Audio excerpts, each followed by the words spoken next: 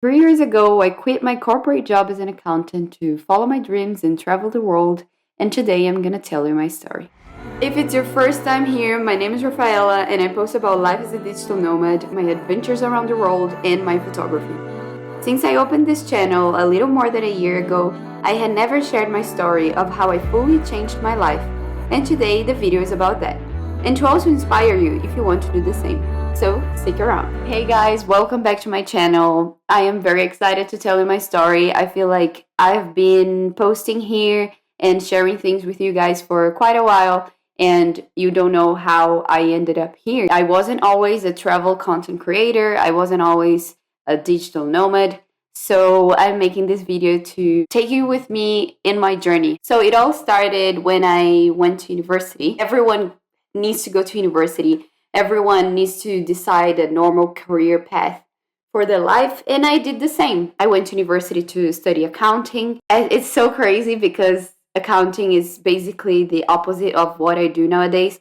It's a non-creative career at all, and nowadays I do a very creative thing. But yeah, I decided to do accounting because when you're 17 and you just finished high school, everyone tells you you need to choose a career path and you need to choose something that will give you money, that will give you stability.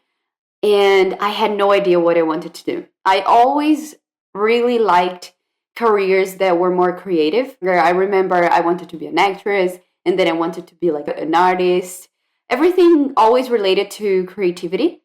But when I was telling people what I wanted to do, they would be like, "Oh no, Raha, this is a hobby. Like, what do you want to do as a career?" They would never take it serious. Like, yeah, you can do. I remember my dad saying, "Yeah, you can do like an acting course, but why don't you do business on the side just in case?" So I always had, I realized in a young age, like, okay, I need to choose a stable career. And I ended up choosing a very stable career. I was like, okay, I need to choose something. I will choose accounting. To be honest, since the start of the course, I could see that that wasn't for me. But at the same time, I was like, I have no idea what else I could do. So might as well just finish my university and see where this will take me. And then I always had this huge curiosity of traveling. I always wanted to explore the world. I had gone to like short trips that made me even more curious about it. In the middle of the university, I was like, oh, I will have to work in an office for such a long time. Maybe I need to do like an adventure first, get a gap year, or go work somewhere different in the world. What should I do? So I had the idea of stop my university for 6 months to go to Australia. So I decided, okay, I can go to Australia and I can get a job there. For you to take a 6 months gap year or a 1 year gap year, you need to have quite a good amount of money if you are not planning to work. But I didn't have enough money to just take 6 months off. So I was like, okay, I will go to Australia. I'm going to get a job there in whatever I find, and that's going to be good. Okay, so I went to Australia. I started working in a fast food called Guzman y Gomez while I was doing like a business course there. And while I was in Australia, my curiosity about traveling just got bigger and bigger. I was getting to know a new culture. I was meeting people from all over the world. I started doing trips in Australia. I went to Southeast Asia and I tried very, very different like cuisines. I met different people, and that started blowing up my mind. I was like, oh, there are so many different ways to live. There are so many different things to see. I want to travel. And how does these people who post on Instagram that they travel all the time, how do they do? I want to do the same thing. But it's very far, it's a very far reality. But yeah, so while my time in Australia, I ended up deciding to stay longer in Australia. I didn't stay only 6 months. I ended up staying a year and 3 months. And during that time, I was like, I don't want to go back to Brazil. I don't want to get my degree. I don't want to finish university. I just want to keep traveling. But how can I do that? And how can I make money? How can I sustain myself to do that? Well, I didn't figure it out. I decided to go back to Brazil because of a lot of pressure. Like everyone, I used to say, but I don't want to go back to, I don't want to go get my degree. I don't want to get my accounting degree. I don't want to work as an accountant. They used to say, Rafa, but you need a career. You need to have a stable life. You need to, have money. And I was like, I know. I'm not saying I want to be poor. I just want to find a way to be able to do what I want to do. But okay, I couldn't figure it out. I was very sad at the time because I decided to go back to Brazil to get my degree. And that's what I did. I went back to Brazil, went back to university, started studying a lot. Then I got a proper job. And I got the dream job, one of the biggest companies in the accounting, like Big Four. It's EY, it's called Ernst Young. Everyone was so happy for me. Yeah, you got accepted. And I remember leaving the interview and I was like, I think I did well and I think I'm going to be accepted. And I started crying, but it wasn't about happiness. I was like, I don't know if I want to work here. Like so many people are excited about working in a corporate job, excited about being in an office for hours. Like, I don't know if I want that. And I started crying and I was like, wow, I probably was just accepted in one of the biggest and best companies for you to work if you're an accountant. And I'm crying. My whole family was super happy for me. It was time to actually start my career as an accountant. I started working there and it was terrible. It was not for me. I was trying to fit in. I was trying to pretend that I was enjoying the whole time. And I used to think the whole time, I need to figure out a way to stop that and go abroad and travel and make money in the meantime. And that was for 8 months. I worked in that company for about 8 or 9 months during the beginning of COVID. And one day, I was already thinking of quitting. It was part of my plan. I wanted to quit for a while already. And then I went through a breakup. Made me open my eyes, to be honest, because I was like, I need to change something in my life because I'm just unhappy. I'm unhappy. 1 or 2 days after the breakup, I quit. I talked to my superior and I was like, I can't do this anymore. I don't want to be in a life that a company will decide when I take holidays. A company, like I was working a lot of hours. I was working from like 7 to 10 p.m. sometimes midnight and not being paid extra time. I don't want to have this office hours and then in the weekend you go to a restaurant with friends and that's it. That's life, like, no, I want to experience things. I want to do activities. I want to be able to decide my own holidays. This is not life. I want to either go back to Australia, go back to working in a fast food, making probably more money than what I was making at the time, working less because you're paid by hour. So I decided to quit without a plan, without an idea. What should I do with my life now? A few months before that, I started getting interested in photography more and more and being like, maybe I can use photography and start traveling as a photographer, but I had no idea how to do that. I have a friend that I met in Australia and she was kind of a travel content creator. So she knew a lot about like what to do to start.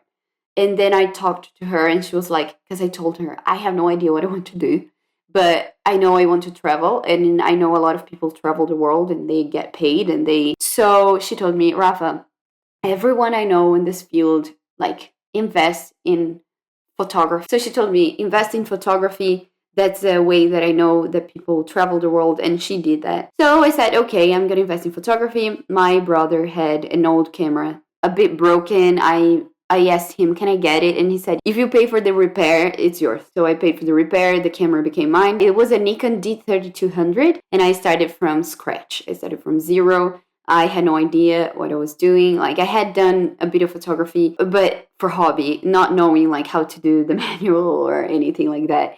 So I started putting a lot of effort in learning and taking pictures of my garden and like doing all that stuff.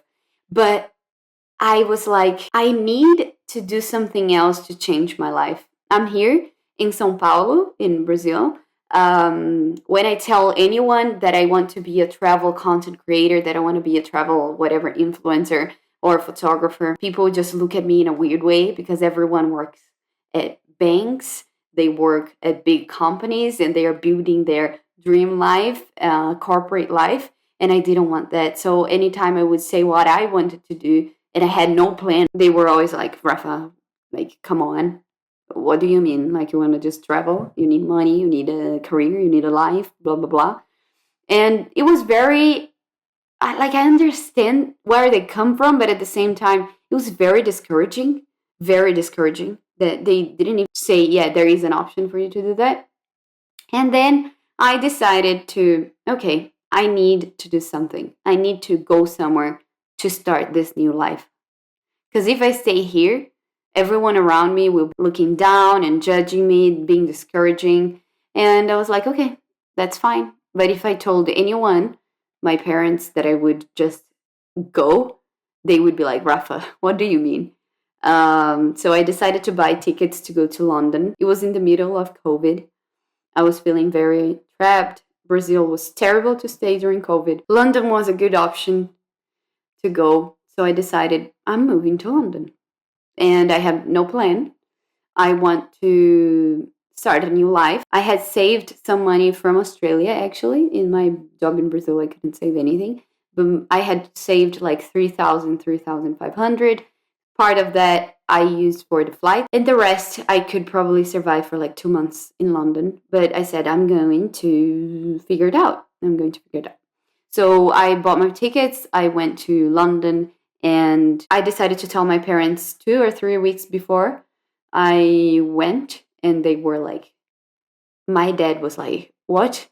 They they were always very supportive parents, but my dad mainly, he wanted me to have a proper career. So he was shocked. He was like, but Rafa, what about a career? You need to get a proper job. What are you going to do in London? Do you have enough money to sustain yourself? And I was like, no, I have money for 2 months. And I just need to get out of here to start a new life. I don't know what I'm going to do there. I just know that I want to travel. And they were like, okay. I went there feeling very lost and feeling like I didn't know anyone in London. I am here to start a new life. And my goal is to learn photography, to become a photographer, to become a travel photographer, a travel content creator, and share my adventures around the world. How would I do that? I have no idea. I arrived in London. My first thought was my money is going to finish in 2 months.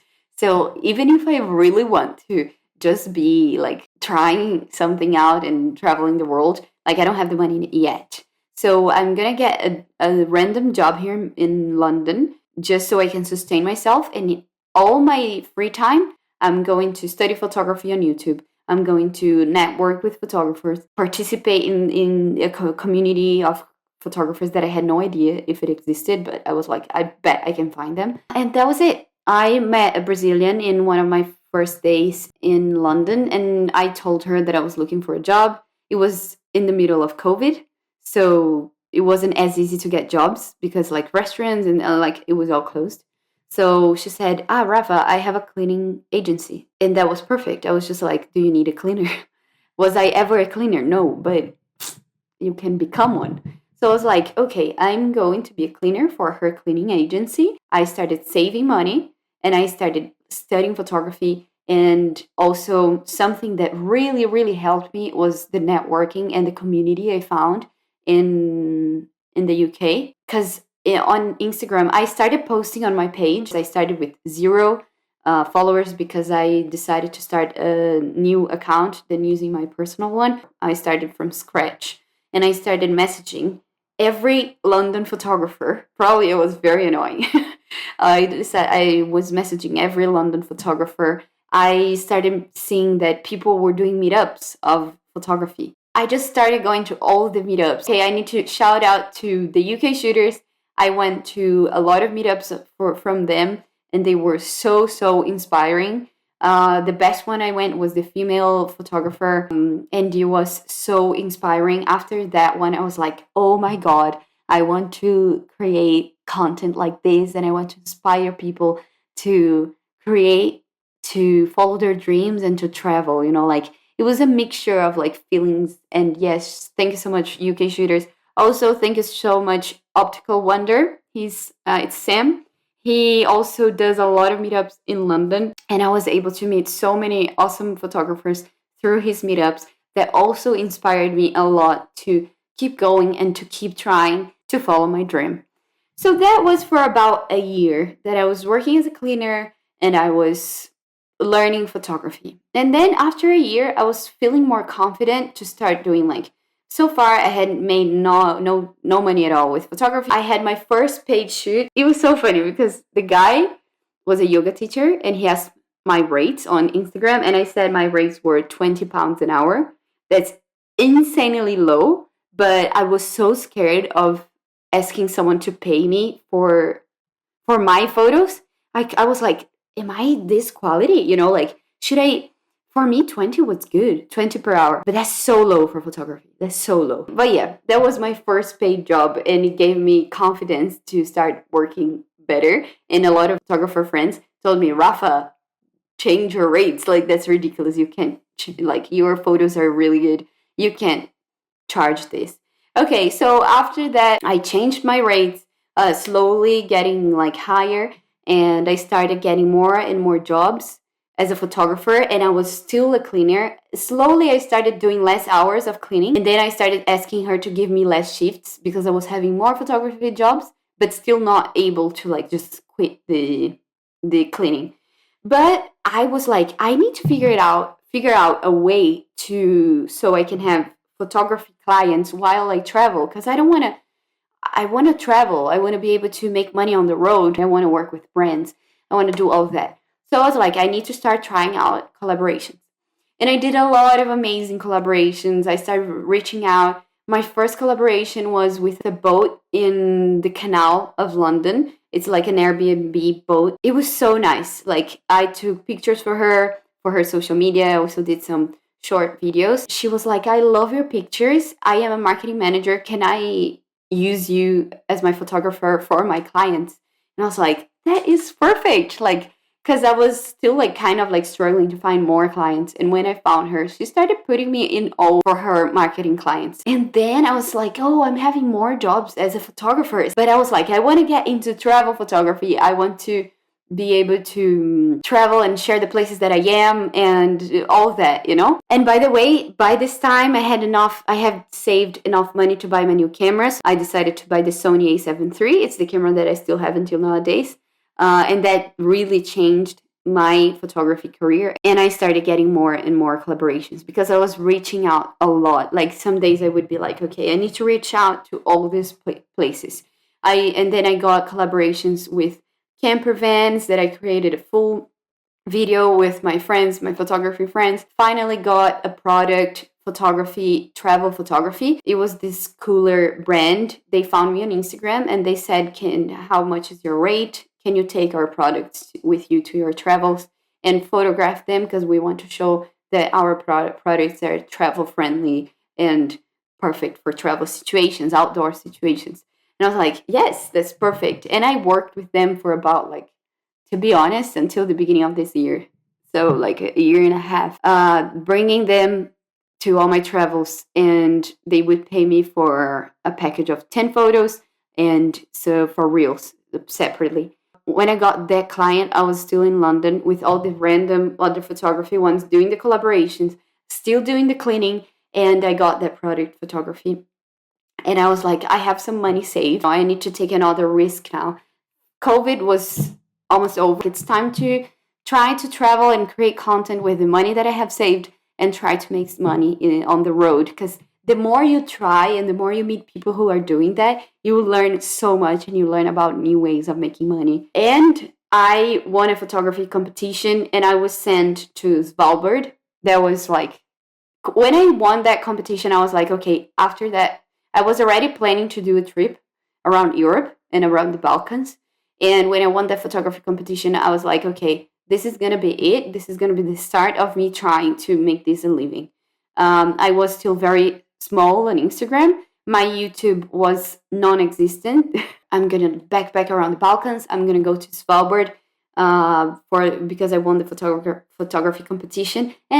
And you can watch the video of my Svalbard trip here. So I went to Svalbard and then I went to the Balkans. And while I was traveling in the Balkans, I met my boyfriend, Jesse.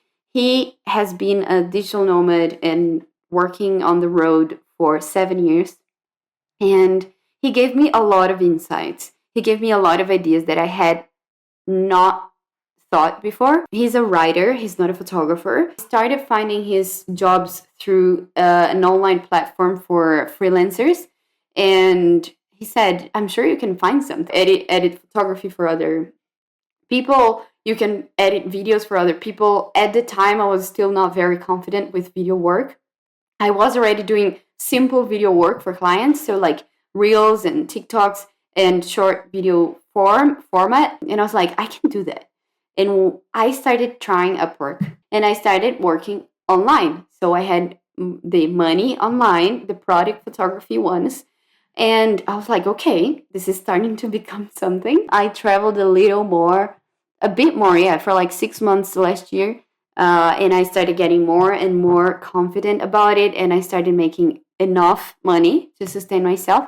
And I was like, okay, I'm going to Bali. I know that in Bali, a lot of digital nomads live there, and I'm going to have a lot of insight, a lot of ideas. And I'll finally be able to feel confident about it because, to be honest, I've been doing like being a nomad and working and making money on the road since 2 years now, but I wasn't confident that I was doing that. But because I was like, but what if, like, always kind of scared.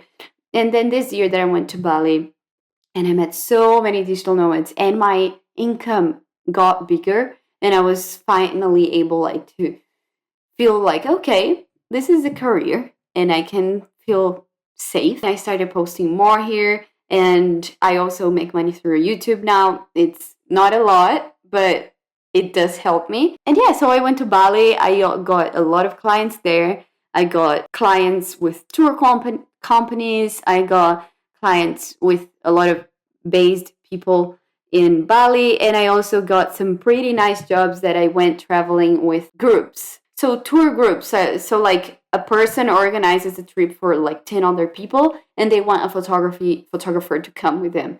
I did like 4 groups.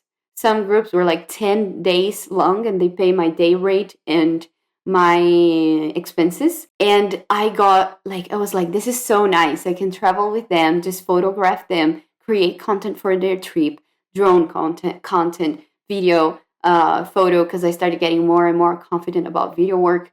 And yes, I became more and more confident with my nomad career. And that's where I am now. I make enough money to travel and to save through my own content and through my own effort as a photographer, as a videographer. I do still have a lot of like dreams and goals to achieve, but being able to say like I did it from the crazy ideas 3.5 years ago, completely like without a shape, I started building something. And nowadays I am a travel photographer, a travel content creator that can make enough money to save and travel and live. Is just amazing. So basically, yeah, this is my story. I think it was very long. I hope you enjoyed it. But as I said, I still have a lot of goals. Like I want to grow my YouTube channel. Hopefully I can inspire you to take a leap, to take a risk. And again, I wasn't rich. I didn't have a lot of money. I worked as a cleaner to be able to reach where I am now. I want to be able to inspire you to do what you want, to follow your dreams, to travel, to go out of your comfort zone and to explore the world. I've had people telling me, you inspired me to do this. I bought a drone because of you. I did my first solo trip because of you. Blah, blah, blah. Like that really fulfills me because I feel like I want to take you in my journey. Like my journey is still ongoing. And yeah, this was my life story from an accountant working a 9 to 5. Now I am a travel photographer and content creator, digital nomad. And I'm very happy to say that. Hopefully this story touched you. If it did, subscribe and like this video, and also share with people you want to share. And yeah, I see you in the next one. See you.